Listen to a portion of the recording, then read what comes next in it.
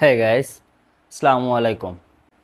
আজকে আমি আপনাদের সামনে যে বিষয়টি উপস্থাপন করব সেটি হলো প্রবেশপত্র সংশোধন। আপনাদের মনে হয় যে আমার কাছ থেকে আপনারা কাজটি করাতে চাচ্ছেন, তো নিশ্চিন্তে আপনারা কাজটি করাতে পারেন, বাট আপনার পেপারসগুলো অবশ্যই ভিডিওটি দেখে বুঝে শুনে যে কি কি পেপারস আপনার প্রয়োজন আপনি এই পেপারসগুলো আগে রেডি করেন। তারপর দুই একটা প্রশ্ন আপনি যদি বুঝতে না পারেন যে ভাই আমার এই পেপারসটার এগেনস্টে এই পেপারসটা আমি কি করতে পারি, সেটি আপনি আমাকে নক দিতে পারেন, আমি অবশ্যই সেটি বলে দেবো।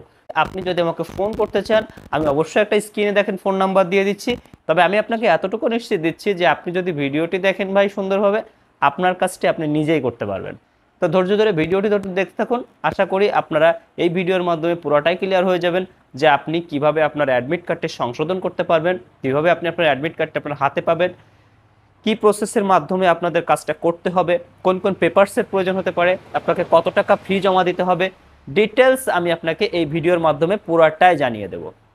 থাকে অধিকাংশ স্টুডেন্ট আমি আমার কাজের অভিজ্ঞতা থেকে দেখেছি, যারা এই registration card, admit card, certificate, marksheet বা এসএসসি সার্টিফিকেট, এইচএসসি সার্টিফিকেট এইগুলার সংশোধন করার জন্য দৌড়ে বেড়ায়, অর্থাৎ ভোটার আইডি কার্ড, এই যাবতীয় প্রসেস যারা সংশোধনের জন্য এক কথায় দৌড়ে বেড়ায়, তাদের মাথায় কিন্তু একটা সবসময় টেন্ডেন্সি কাজ করে, আমার কাজটা যদি কেউ করে দেয় আমি মনে হয় ফ্রি, আর আমার একটু টাকা যায় যাক, আমার কাজটা কেউ করে দিক। ভাই এনাফ, আপনার কোনো প্রকার দৌড়াদৌড়ি করতে হবে না। আমি আপনাকে শতভাগ গ্যারান্টি দিচ্ছি আপনি কাজটি নিজে নিজেই করতে পারবেন। শেষ না হয় আপনি ভিডিওটি ক্লিয়ার করুন, বুঝুন পেপারস কী কী লাগবে সেটা চিন্তা ভাবনা করুন, সবগুলো রেডি করুন, প্রপারভাবে অ্যাপ্লিকেশান করুন, করেই দেখুন। তো আর দেরি না করে আমরা ভিডিওর মূল পর্বে চলে যাই।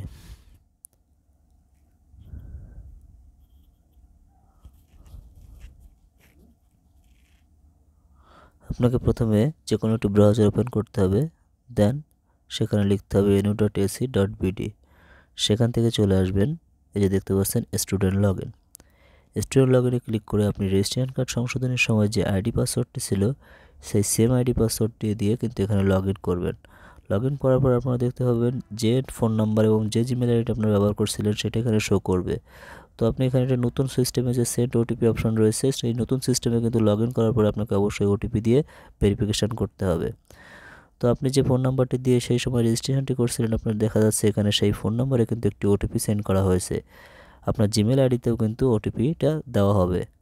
আপনি আপনার ওটিপিটা এখানে দিয়ে অবশ্যই ভেরিফাই করে নেবেন। আগের সিস্টেমে কিন্তু অবশ্যই এটা ছিল না, আমি বারবার বলছি, এটা কিন্তু আপডেটের পরে আপনাদেরকে এই সিস্টেমে নিয়ে আসা হয়েছে। তো এখানে ওটিপি দিয়ে ভেরিফাই হয়ে যাওয়ার পরে দেখতে পাচ্ছেন আপনাকে আপনার সেই আপনি যে রেজিস্ট্রেশন কার্ডটি আবেদন করছিলেন সেটা অ্যাপ্রুভ হয়ে গেছে এখানে দেখাচ্ছে।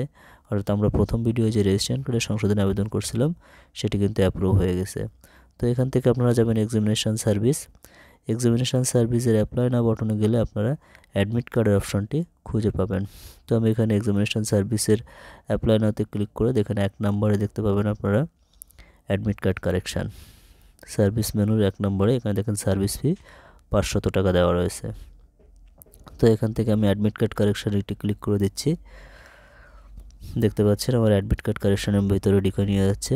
হ্যাঁ, এখান থেকে আপনি আপনার যে রেজিস্ট্রেশন কার্ড সংশোধনের সময় যে তথ্যগুলো দিয়ে ফিল আপ করছিলেন সেগুলো কিন্তু এখানে অটোমেটিক চলে আসবে। আপনার এক্সাম নেম, এক্সাম ইয়ার, এক্সাম রোল, রেজিস্ট্রেশন নাম্বার এগুলো কিন্তু আপনার সেই ফার্স্ট আপনি রেজিস্ট্রেশন কার্ড কারেকশানের সময় যেগুলো দিয়েছিলেন সেগুলোই। এখানে দেখতে পাচ্ছেন আপনি পার্টিকুলারলি নামের কোনো অংশ চেঞ্জ করতে চাইলে কিন্তু পার্টেল নেম কারেকশান, আর যদি আপনি নাম ফুল পরিবর্তন করতে চান তাহলে কিন্তু ফুল নেম কারেকশানের ঘরে টিক মারতে হবে।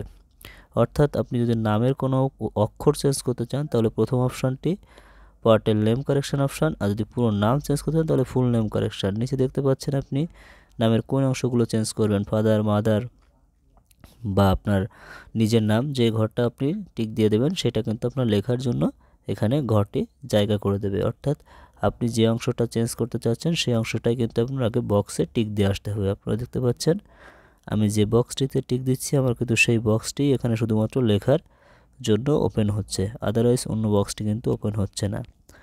তো নিচে আসলে আপনারা দেখতে পাচ্ছেন আপনাদের কী কী পেপারস লাগবে, এগুলো কিন্তু এখানে সব ক্লিয়ারলি দেওয়া রয়েছে। আপনারা ভালো করে পড়লে এটা বুঝতে পারবেন যে আপনাদের কী কী লাগবে। তারপরেও আমি দেখেন সম্পূর্ণ ভিডিওতে সবই বলে দিচ্ছি আপনাদের রেজিস্ট্রেশন কার্ড যেটা সংশোধিত কপি সেটা লাগবে। এখানে আপনারা দেখতে পাচ্ছেন আপনাদের কলেজ ফরওয়ার্ডিং লাগবে, আপনাদের যে সংশোধন যে অংশটা রয়েছে সেটা লাগবে, অর্থাৎ আপনার পিতামাতার নামের সাথে সম্পৃক্ততা যে ভুলগুলো রয়েছে সেই কাগজগুলো লাগবে। সব কিছু ফাইল কিন্তু এখানে আপনাদের পিডিএফ আকারে দিতে হবে। এখানে আপনারা আমি বলে রাখি, আপনারা কিন্তু আপনাদের এনআইডি কার্ড, আপনার বাবা মায়ের নামে সংশোধনের ক্ষেত্রে বাবা মায়ের এনআইডি কার্ড, আপনার এসএসসি সার্টিফিকেট, কলেজ ফরওয়ার্ডিং, সংশোধিত রেজিস্ট্রেশন কার্ড, এগুলো সবই কিন্তু এখানে লাগবে। তো এখানে আপনি রিজনের ঘরটাতে আপনি রিজন লিখে দিবেন। যদি আপনার পিতার নাম সংশোধন করতে হয় পিতার নাম, মাতার নাম সংশোধন করতে হলে মাতার নাম, নিজের নাম সংশোধন করতে হলে নিজের নাম, সবারটা সংশোধন করতে হলে সবার রিজনটা এখানে লিখে দিবেন। তো আমি এখানে জাস্ট লিখে দিচ্ছি মাই ফাদার নেম কারেকশান। লিখে দিয়ে আপনাদের একটা কথা এখানে বলে রাখি যে আপনারা কিন্তু ফাইলগুলো অ্যাটাচড করে একটা পিডিএফেও দিতে পারবেন, আবার প্রত্যেকটা ফাইল আলাদা আলাদা পিডিএফেও আপনারা কিন্তু অ্যাটাচড করে দিতে পারবেন। আপনি যেটা দিবেন সেটা আপনি কিন্তু চুজ অপশন থেকে যদি আপনি একত্রে দেন তাহলে একত্রে অপশানটি সিলেক্ট করে দেবেন, আর যদি আলাদা আলাদা দেন তখন আলাদা আলাদা অপশানে আপনি টিক দিয়ে দিবেন। আর আপনারা যে পিডিএফটি তৈরি করবেন সেই পিডিএফটি কিন্তু অবশ্যই 2 MBর ভেতরে হতে হবে। দেখেন এখানে আপনাদের ফাইল যদি একসঙ্গে দেন প্রথমের অপশানটা রয়েছে, আর যদি আলাদা আলাদা দেন তো নিচের অপশান থেকে আপনি একটি একটি করে অপশান সিলেক্ট করবেন এবং এক একটা করে ব্রাউজ করে অ্যাড করে দিবেন।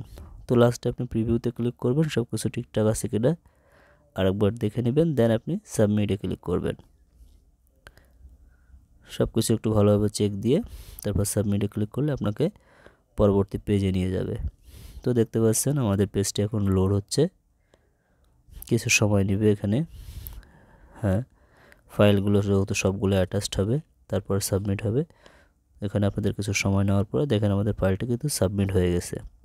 তো এখান থেকে আমি ডাউনলোড পেমেন্ট স্লিপে আসলে দেখেন এখানে দুইটা অপশান নিয়ে যাচ্ছে, একটি হচ্ছে ডাউনলোড পে স্লিপ, একটি হচ্ছে অনলাইন পেমেন্ট।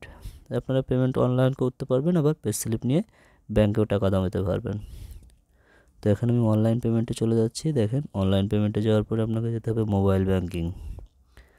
তো মোবাইল ব্যাংকিংয়ের যে অপারেটরগুলো রয়েছে নগদ, বিকাশ, রকেট, এখান থেকে যে কোনো একটা অপারেটর সিলেক্ট করতে হবে। তো আমি এখান থেকে নগদটা সিলেক্ট করলাম। দেন এখানে আপনি আপনার নগদ অ্যাকাউন্ট নাম্বার, অর্থাৎ যে অ্যাকাউন্ট নাম্বার থেকে আপনি টাকাটা প্রদান করবেন সেই অ্যাকাউন্ট নাম্বারটি এখানে দিবেন। দেন প্রসিডে ক্লিক করবেন। এখন আপনার ফোনে কিন্তু একটি ওটিপি কোড যাবে, যে ওটিপি কোডটি এখানে দেওয়ার পরে আপনি নেক্সট প্রসিডে ক্লিক করবেন। প্রসিডে ক্লিক করার পরে আপনাকে কিন্তু আপনার পিন নাম্বারটি দিতে বলবে। তো আপনি আপনার যে পিন নাম্বার সেটা দিয়ে প্রসিডে ক্লিক করলে আপনার ব্যালেন্স থেকে অটোমেটিক টাকাটা কেটে নেওয়া হবে এবং এখানে আপনাকে দেখাবে your payment is successfully received. তো ভালো থাকবেন সবাই, ধন্যবাদ সবাইকে ভিডিওটি দেখার জন্য। দেখা হবে নেক্সট ভিডিওতে। আর আপনাদের জন্য নেক্সট ভিডিও যেটি আসছে সেটি আমি আশা করি আপনাদেরকে দিতে পারবো হয় সার্টিফিকেট সংশোধন অথবা মার্কশিট সংশোধন।